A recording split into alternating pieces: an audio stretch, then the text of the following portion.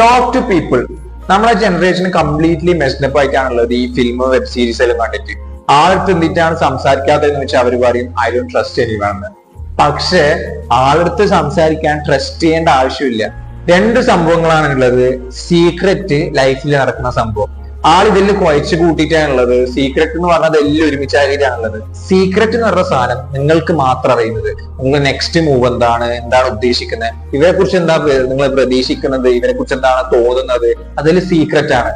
അത് നിങ്ങൾ പറയുകയാണെങ്കിൽ ഒരാൾക്ക് അത് സീക്രറ്റ് അല്ല. ആൻഡ് അത് പറയുകയാണെങ്കിൽ ആൾക്കാർക്ക് അത് നിങ്ങളെതിരെ ഉപയോഗിക്കാൻ പറ്റും. പിന്നെയാണ് ലൈഫിൽ നടക്കുന്ന കാര്യം.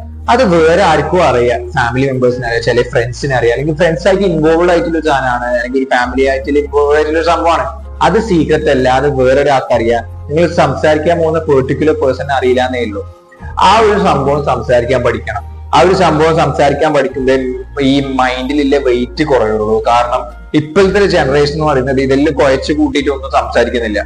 സോ സീക്രറ്റ് ആൾക്ക് പറയണ്ട, അത് അങ്ങനെ തന്നെ നിന്നോട്ടെ. അത് പറഞ്ഞാൽ സീക്രറ്റ് ആവില്ല. പക്ഷെ ലൈഫിൽ നടക്കുന്ന കാര്യം ആദ്യമേ കുറച്ച് ആൾക്കറിയാം. അത് നിങ്ങൾ പറയാൻ പഠിക്കലാണ്, കമ്മ്യൂണിക്കേറ്റ് ചെയ്യലാണ്, സംസാരിക്കലാണ്. അത് സംസാരിക്കുമ്പോൾ തന്നെ ഇപ്പൊ ഇല്ല നമ്മളെ ഈ ജനറേഷനിലെ മെജോറിറ്റി ഓഫ് ദ സൂയിസൈഡ് അല്ലെങ്കിൽ ഡിപ്രഷനിലെ കാര്യം കുറയും.